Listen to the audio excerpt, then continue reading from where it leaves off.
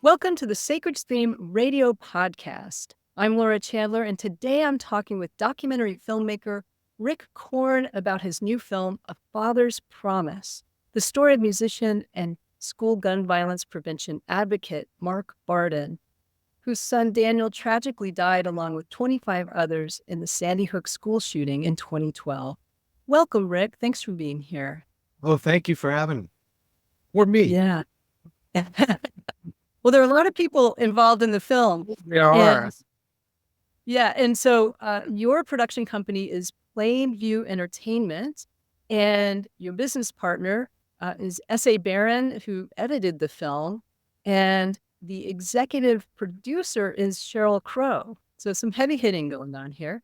And the film features music and interviews with a lot of talented musical artists, including Sheryl Crow, Karen Fairchild of Little Big Town, Susan Tedeschi, Derek Trucks, Bernie Williams, The Alternate Roots, and the Promise Band, who features Mark Barden and the great Jimmy Vivino. And there's more, but we'll stop there. This is a beautiful film. I was at the premiere, and I just think you and S.A. did an amazing job. And so I wanted to know a little bit about how you came to make the film. What inspired that, and how did that get started? Well, first of all, thank you for those kind words about the film. We everything with this film has kind of happened organically. I was living in a town on the New Jersey shore when the Sandy storm hit, which happened, if everyone recalls, about 30 days before Sandy Hook happened. I was living in a town called Highlands, New Jersey, and our town was pretty much destroyed by the storm, including the house that I was living in. And about a month later, Sandy Hook happened, and that put everything into perspective for all of us. You just forgot your own troubles and so forth. And it was particularly gut-wrenching for us, not that it, any more than anyone else, but it was gut-wrenching because my father-in-law was shot and murdered on a subway train about 30 years prior to Sandy Hook. So gun violence has been very much a part of our family, and I've had a front row seat at the emotional aftermath of what gun violence does to people. And my wife and I were always very passive for years, even though I was an advocate in other areas like hunger and poverty and climate change and so forth. And many of our films, all of our films, really focus on just regular people who do extraordinary work.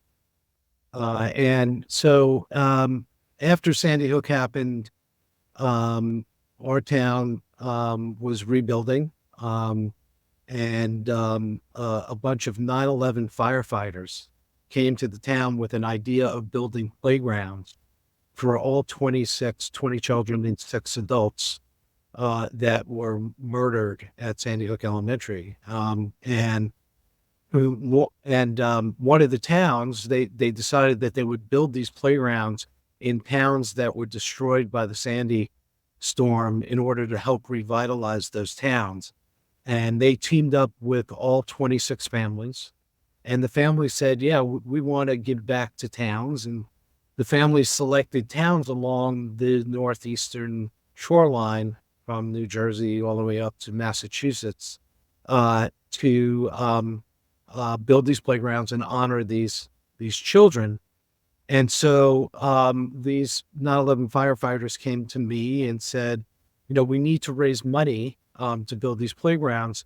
Do you think you can create a benefit concert and get some of the local New Jersey music artists together to raise money for this playground for the town of Highlands, which was great because the town was completely destroyed, and the idea of rebuilding that playground.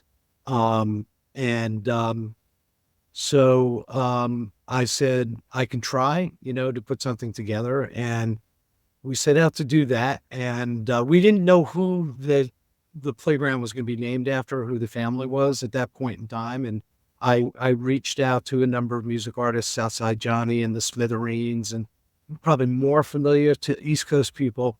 And they all, came on board and said, yeah, we'll do it. And a few months after that, we found out, this is in 2013, we found out that our family, our playground was going to be, it was going to be named after Daniel Barden.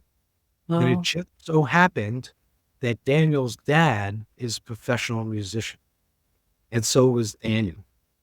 So for me, it was this blessing, that I could help this family and just do something for this cause and just creating that concert. And uh so they gave me Mark's phone number, and I called up Mark. And Mark, I don't mean to filibuster here, but I'm just giving you the back oh, edit as lead. Um and Mark, I just felt so he was just so warm and mm, just so inviting. And I felt at the time, because I had experienced gun violence and kind of had to deal with that emotional aftermath a little bit, that I was the kind of the perfect person to speak to Mark on behalf of the town, ironically. And the fact that we had music in common, and we just hit it off. And that was in, and I was told, I should bring this up, that when they gave me Mark's phone number, they said, listen, he's a professional musician, but he's lost all joy in music. So don't even consider asking him to play as part of this concert. So I didn't. And months went by, and Mark would call me like once a month. What's happening? Do you have it together? What songs are you thinking about? And we had these great conversations, and I knew at that moment he kind of needed it, because mm, he was going through, at the time, he just went through the failure of the background check bill in 2013. And I can sense that even though he had no joy in music, he still wanted to talk about it. He wanted to escape that world a little bit. And we became friends, and we didn't meet in person until the morning of the concert. And and we became really close, and that was 11 years ago. And it wasn't until about a year or two later, after continuing to speak to him, that I said to him, I'd love to. What would you think if we created a film about the healing power of music and your journey through that? I know you can't even conceive of playing music again, because Daniel, as you'll see in the film, is so tied into that, but into your music life. But, why don't we just kind of discover the healing power of music together? And to make a very long story short, 10 years later, what we realized right away was that Mark was so much more than just an incredible guitar player and professional musician. Mark is one of the most incredible people I've ever met in my life. And the work that he had created and started with Sandy Hook Promise, was saving lives. And these are the kinds of people that we really want to make films about, because, again, this is an ordinary person that has done really extraordinary work. So sorry for the long-winded answer, but I like long-winded answers because you've given us a lot, and it wasn't long-winded. The platform is yours, Rick, mm, and you've given us a lot of information I didn't quite have all the pieces of. I didn't realize that it was the concert where you met him and that you put together, and that your town was actually devastated by Hurricane Sandy. correct. Um, I want to second that Mark is an incredible person, and always has been, just, extraordinarily extraordinary and ordinary in the same way, just deeply kind and deeply feeling. And he has, the film does an excellent job of showing the path that he has taken in, co-creating with others, the Sandy Hook Promise organization that does amazing work in mental health and helping kids, see something, say something, and really, you know, as you said, saving lives. It also shows this beautiful picture of his return to music and the camaraderie of so many of these amazing musicians who come together to support him and to support the cause. And and the story of the 9/11 firefighters is in there too, where, these building of these 26 playgrounds is just a remarkable story. And, I know you and I have talked about this, but, it's this is we all know the story from the headlines. We all know the tragedy of Sandy Hook, but we don't know all the beauty and the amazing work that has occurred. And the film does a beautiful job of presenting that. And I feel like that the film leaves us with hope. It demonstrates inspiration, not only of how inspiring Mark is, but his family and all these other people who are in the film, from the 9/11 firefighters and so on. And the film leaves us inspired and hopeful. So I just want to reiterate that. Well, thank you. And the reason for that is Mark. Mark Yeah. is phenomenal. Yeah. And we don't spend much time at all. I think it's something like 4 minutes on that day, December 14th, 2012. Yeah.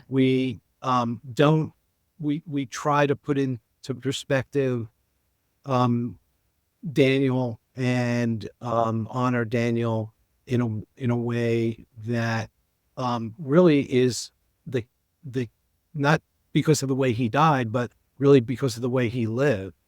And you understand Daniel better once you understand Mark and Jackie.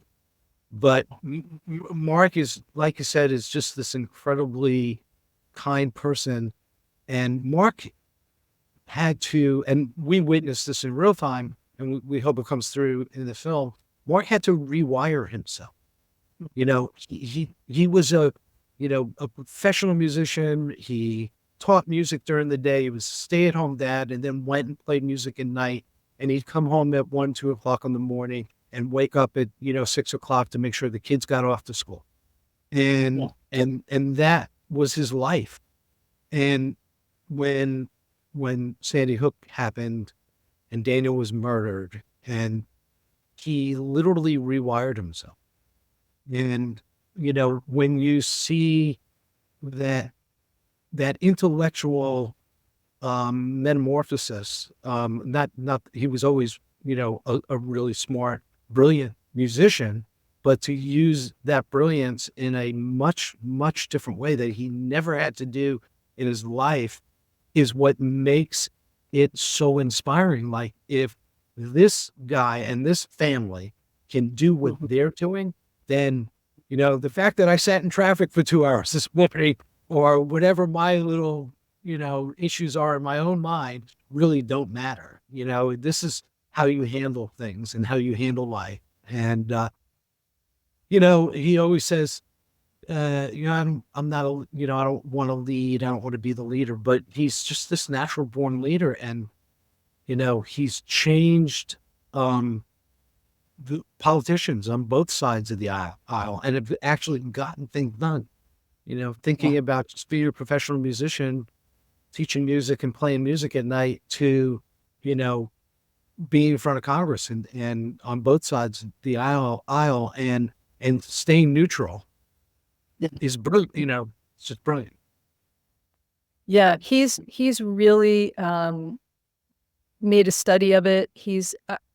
I don't understand, really. I mean, it is a remarkable feat that he does, and he shows up, and he has really been part of helping, um, change, it's a slow process of changing gun laws. And I think you cover that in the film, and you cover a lot of the politics in the film, and how it's changed. But you're right. He's really able to talk to both sides. He is able to not alienate either side. And both sides probably have issues, where they want him to be one way. But he's gotten things done. And, I think, we who want a safer country and who want sensible gun laws owe him a lot, just for his dedication and his ability to do that. His diplomacy, really. Not to, throw it back on you, and I become the questioner, but for you, someone that has known Mark, many, many, many years, before Sandy Hook happened, that metamorphosis must be really stark to you, because he was just your fellow musician, happy-go-lucky guy that toured with and played music with, and you see him today, he's a different man, I would assume, but yet he's the same, I welcome that opportunity. I've known Mark nearly 40 years. We were, he was like 20 and I was 2, but, I'm just kidding. but, we were in our early 20s probably. And so, 35 years. And there was something special about Mark, and I always knew that. And, we had a deep friendship, and there was an ease. And there's something special about him that was just, that I note in people because it's so rare. He's just was non-judgmental, open, loving, he just embracing, people, and there, present, Present. and I would just say that, the way I've always described him, is like the kindest person. And I think that's how we've come to know Daniel. And as you said, some of that's due to Mark, but, he's a rare person. He's something we can all strive for. So the metamorphosis of his ability, for me, his ability to like just sit down and like talk to a news anchor about this horrific thing that's happened, and his ability to stay focused on where you need to stay focused and not getting pulled off by these jerks like Alex Jones, which is in the film. And I'm just going to say that, and, pretty, hot moment in the film, very, very catalytic moment we see that trial with Alex Jones. But, that he just stays the course. And I think that's the coming forward, and the I don't want to say it's maturation, but it's just his ability to do that. I think he's always had it. And, when it came down to it, he stepped in, and he hasn't stepped off, Yeah. So it's amazing. And what's interesting about it is, as an organization, but Mark in particular, they did their research. They really, and we point this out in the film, but the fact that Sandy Hook promises is as successful as it is by no accident. I mean, they really, really did their homework. And what Mark is doing with the Sandy Hook Action Network in Washington, and bringing both sides together, and that manifesting itself into the Safer Communities Act, which was passed in 2022, and really fully to do with Mark, our player Mark, and he's literally changing the world, changing our country, and doing it in such a positive way, is just so inspirational. The thing about this film that or kind of creating this film and getting to know Mark is I can't fathom often Mark will call me when he's in Washington and it's 12, it's lunchtime there, and he's been in and out of GOP offices all day, begging and pleading and showing pictures of Daniel and getting promises, and then they go and vote no, and that just all those emotional disappointments. Music really did become his escape. It's his only way of sanity in a lot of ways. I mean, he is just so devoted to gun violence prevention and the fact, but having your job, so to Yeah. speak, being the murder of your son is I couldn't even, because you're in that head space all day long, uh, but he handles it with such grace. One of the things that Jackson Brown came to one of our last screenings, and after the film, he had said to Mark that it takes me 3 years, to write a song, to get the lyrics exactly the way, I want it. And you do that in real time in such the most perfect way. And that was the thing that, Jackson, saw in Mark, like, how do you do that? Whether you're on a news show or you're in Congress or wherever you are on the spot in the Rose Garden, you know, Yeah. and just come up with stuff in the moment. It's, it really is quite brilliant.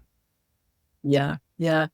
And he's he's the first to admit that he has a lot of help, a lot of smart people who are helping him, helping Sandy Hook Promise. I mean, what a heavy hitting organization, and Oh, yeah. heavy hitting in the sense that they're doing the good work of helping people. This isn't about like taking away your guns and like, Right. getting, I mean, that's one of the things Mark, is it's so frustrating. And we all have talked about so much. It's like sensible background checks. Like, how about we don't give guns to people with mental illness or like, who, done harm before, just sensible things that most gun owners would support. And so that comes across in the film too, like where constituents aren't being listened to, because many Republicans, many people who are gun owners agree with these basic Mhm. tenets. And but it gets spun by the spinners that, oh, Mhm. they're coming for guns. It's just ridiculous. Can we take a quick look at a clip from the film? This is a clip of Sheryl Crow and Karen Fairchild of Little Big Town and Mark talking about this issue. The whole issue is so deep, and the ones that are suffering from what's happening in the chaos of everything are our children. That's Yeah. the reality of it.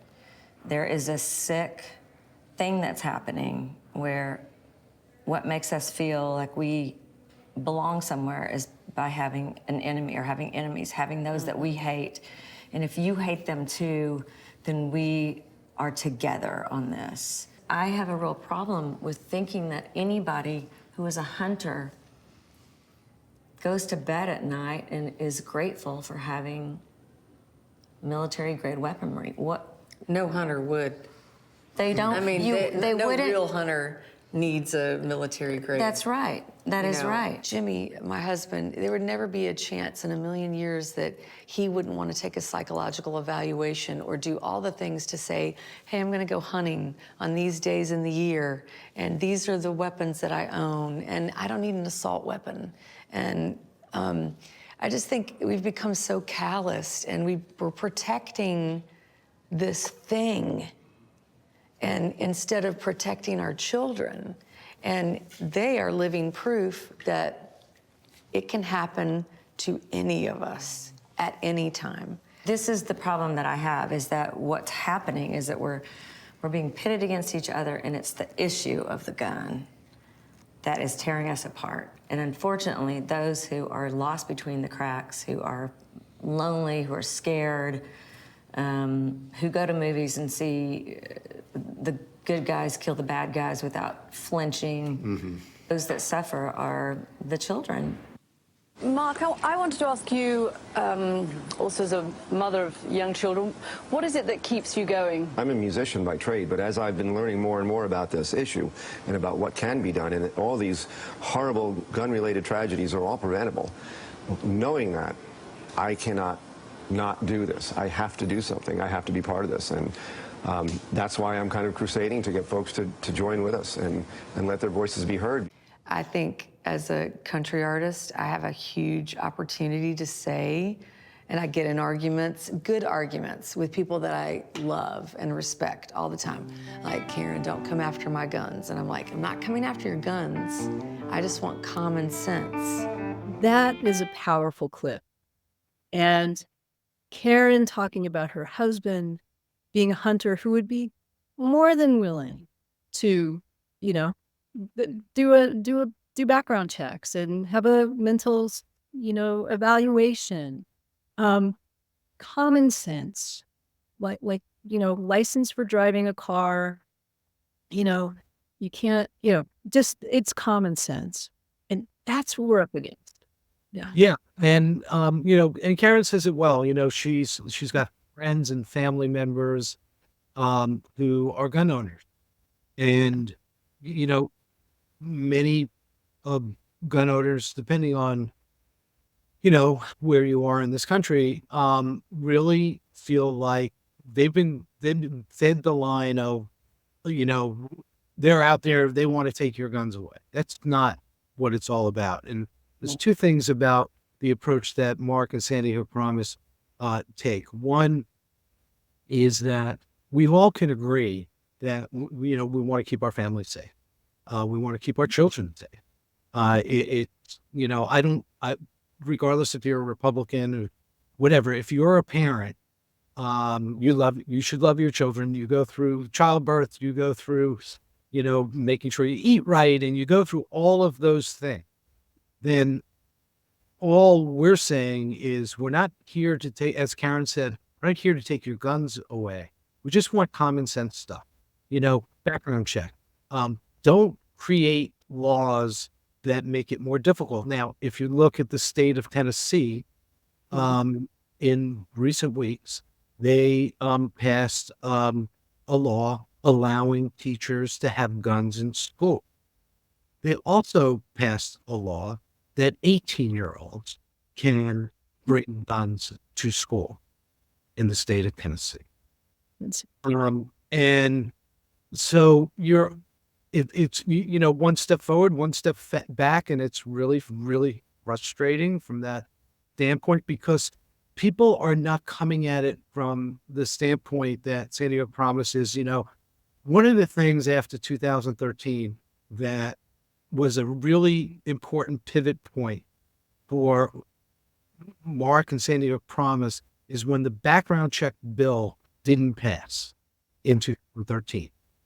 It was a bipartisan bill, and it didn't pass. And that was a turning point, because what it made them realize is we got to do this ourselves, and that became the formation of San Diego Promise, because they said, okay, we can't wait on government to do this, but we, as families and communities, there are simple things that are non-political that keep our community safe. And then they started creating the programs that they created.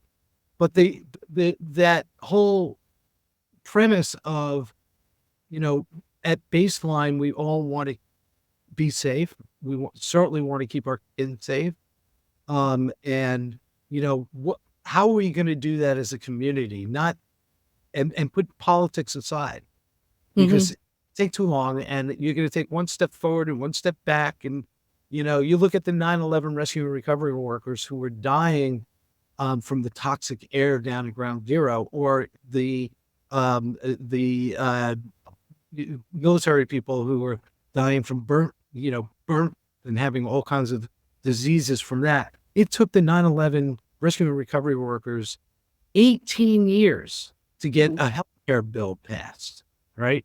So the gun violence prevention movement is in its infancy, compared to that, because it really didn't start taking shape until after Sandy Hook, right?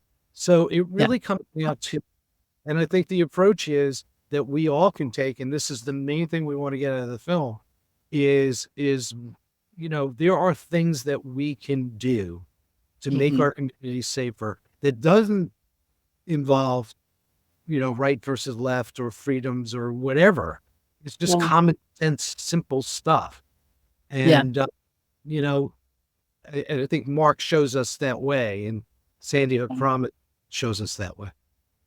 Yes, and for people who aren't familiar with Sandy Hook Promise, really check them out, because they're going into schools and they're helping kids, they're teaching kids to like notice if someone's alienated and how to approach someone who appears to be alienated, or Know the sign. Yes, know the signs and how to approach them. They do such great work. And another program is See Something, Say Something, which is helping kids, if you see something, online or whatever, that tell a responsible adult. And last time I talked to Mark about it, it's probably more than this now. He said they have prevented 16 mass shootings that they can prove they have prevented.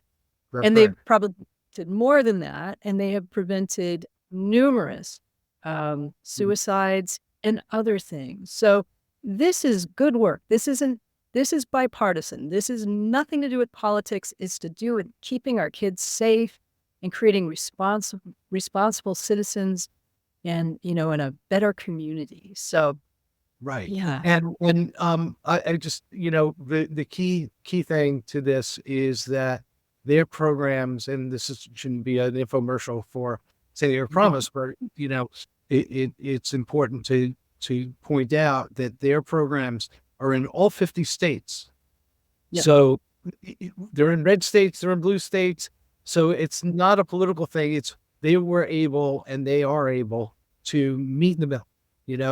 Hey, let's just start. The baseline is we want to keep our communities safe.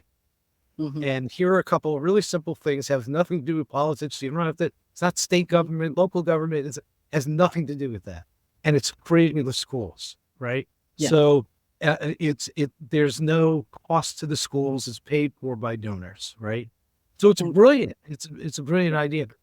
The one thing I do, not to pivot, but I do want to talk about is what makes this film unusual. And we went out of our way not to be like other gun violence prevention films. We're not particularly political in the film. We don't try to embarrass. We do point out at times, mostly musically, certain things like the background check bill not getting passed. And we Tedeschi Trucks song Shames. In that, that's about as far as we got. We purposely didn't want this to be a political thing. That's number one. Number two, the music in this film is incredible. And what we do, our style of filmmaking, is to mix live performances with the narrative so that it flows. And the song relates to the story that's happening. So it happens very, very naturally. And we can pull this off with Mark because he's a musician. Yeah. And then to fill it in with, Cheryl's musicality and Aaron and Tedeschi Trucks and, Bernie Williams and just all these amazing artists and their songs and their stories to this film has an entertainment value that you're not expecting. Yes. Yeah. And so we use music and live performances in a unique way so that it brings you into Mark's world right away. Yeah. Right? Because everything is really very musical to him, Yeah. and And so now you get into his head, you get into that music. The music helps deliver the scene, and we do that in most of the films that we do, but in this film, it really lent itself in a very unique way that just makes this film much different than anything you've ever seen on this topic. Absolutely. Makes it palatable, right? Music makes it palatable. It takes a Yeah. very, very difficult topic and just eases it. Yes. So much about this film makes it palatable, and the music is definitely part of that. And I'll just say, you're going to see some incredible playing, and not just a little bit of incredible playing, a lot of live, incredible playing. So it's so worth seeing. And I want to ask you, I know you have a release date, and it's premiered in some film houses, but you've got a digital release date. Let's talk about where people can see it. Yeah, starting on September 20th, the film will be available on iTunes and Amazon, and then it'll eventually be on other platforms as time goes on. Our goal, as Peter Frampton said after coming to the premiere that you were at, Laura, in New York, Mhm. Peter said to us, everyone in America needs to see this film. Yes. And that's our goal. So by being on these platforms, it enables people to see it for $4 or whatever it is. And hopefully get inspired, and learn something. Our hopes are, that people will get involved. One of the outgrowths of the film, and this really does describe Mark and all of our visions, is after Uvalde, I should say after the Las Vegas shooting, one of the things that really disturbed me as being someone in the arts was that I thought, without a doubt, that the music community would get behind gun violence prevention, and it didn't. And it was something that I think Mark and I talked about, and kind of, we never really followed up on it. And then Uvalde happened. And when Uvalde happened, I think that was a gut punch for everyone, but certainly for Mark and any other family, Mark and Jackie and their kids, and any family that has been involved in, particularly in, school shooting. And that event, it was so horrific in so many ways. And I remember a few weeks after Uvalde, and remember, as we point out in the film, there were 3 pretty major shootings in a row leading up to Uvalde. The Buffalo shooting in African Americans in a supermarket, which was horrific. The following day, in a town near where I live in California, in Laguna Hills, in an Asian American church, a gunman came in. And then the following day was Uvalde. And, this Mark and Jackie just getting over, the first 2 mass shootings, and then going into Uvalde was just a gut punch in every way imaginable. And I just remember a couple of weeks later, talking with Mark in one of our late night phone calls, because Mark will call you at 12 o'clock at night, and which I loved, and we always get long conversations, usually around music. And I said to Mark, I'm really disappointed in the music community, particularly after Uvalde, and after Vegas. And I told him about one of the previous films that I made was a film called Harry Chapin, When in Doubt, Do Something. Harry Chapin was a music or a singer-songwriter known for his story songs, wrote the song Cats in the Cradle, mega hit, and still very much part of pop culture today. And Harry was the very definition of an artist activist. And Yeah. it was his, what we wouldn't have, We Are the World, Hands Across America, all of those amazing events that came after Harry, because they were inspired by Harry, by that. Mhm. And one of the things that Harry created was an organization called Artists Against Hunger and Poverty. And he, with Bruce Springsteen and Billy Joel and others, and they created this organization. And every concert that Bruce Springsteen does, at some point in his concert, he'll say, we're here tonight with the food bank of, Sacramento, or Yeah. wherever he is in that country. And he does it every concert. And that's what Artists for Action is. And I was telling Mark about that. And I said, Mark, that's what Sandy Hook Promise needs. We need to form. We all know so many of these music artists. He had contacts, I had contact, and we can gather, music artists together around this. And he said, well, yeah, but, we really need to create a platform. And, and so I said, yeah, we do. So let's do that. And we came up with a name that was the long name that neither of us.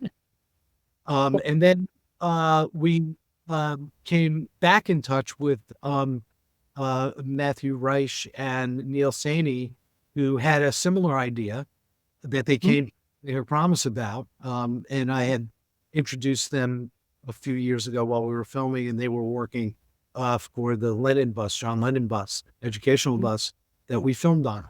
And they had, their idea was Artists for Action to prevent Artists for Action.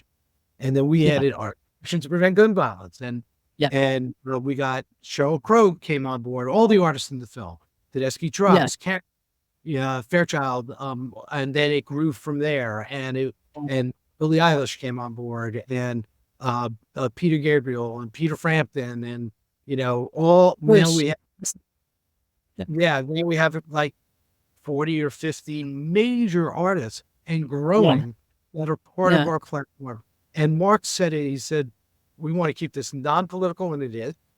And we want to give fans and give artists a platform where fans can go to a website and they could volunteer with the Gun Violence Prevention Organization. They can donate. And most importantly, vote. Please vote, because who we have in Washington and who you have in state governments affects your life. It puts your life at risk in so many ways, as we know today, from what's happening with women rights, and gun rights that are just out of control, and climate change and all that. We need to elect people that could be Republicans and Democrats and independents. And, we're not going, but people that really care about your community, keeping your community safe, and care about the things that we should be caring about now. And so voting is important. We don't need to be a political organization to do that. But you got to vote. Yeah, your vote holds your elected officials accountable, and they don't get your vote if they're not doing the right thing. And when you've got 90% of people in the U.S. who want sensible background checks, and you can't get a quorum, you can't get 60 people in Congress to vote for it, or 60 senators to vote for it, you got a problem. So vote them out. And I mean, I can tell you how many Republicans have said, "Oh, I'm so against gun violence is such a problem." It's like, okay, well, find out what your senators and your congressmen and your state and local, and write to them. And if they don't, pay attention to what they're voting on. So this is the important thing, and it's actually possible. It's possible. It's easy to do. And I mean, it takes a little bit of time. Get on your computer, do a little Googling, and get some information. And and So your, Artists for Action, we're going to have you back to talk more about that because this is a big deal. And, and Neil and Matthew are doing great work along with you and S.A. and Mark. And your docu-concerts, there's more to talk about there. And this is a docu-concert. And the Harry Chapin film is a docu-concert. So, you are a pioneer in many ways of this, and at least someone who is really furthering it. And the film is beautiful. It's inspiring. It gives us hope, and it's informative. So I'm excited to share this with folks and encourage them to see the film and to get involved. And you're going to hear more from Rick and Artists for Action and Mark and all those guys about how to do that. So thank you so much, Rick, for being on the show and for promising to come back. Oh, absolutely. And thank you for having us. And thank you for the work that you do, Laura. Mr. Sun, Mr. Golden Sun, please shine down on you. Mr. Sun, Mr. Golden Sun, come out.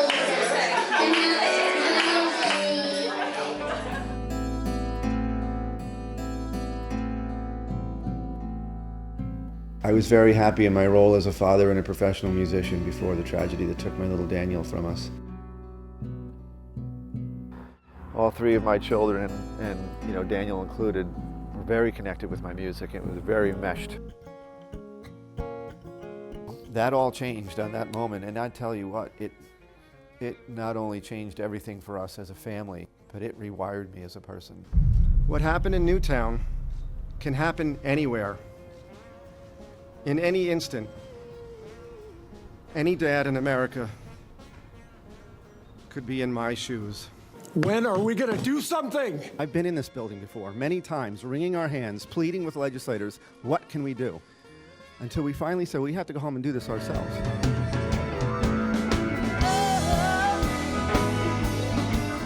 This only happens in this country and nowhere else.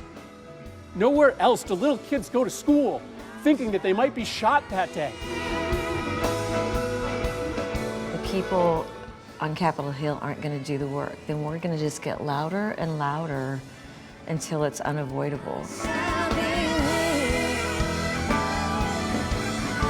Music succeeds where politics and religion fails.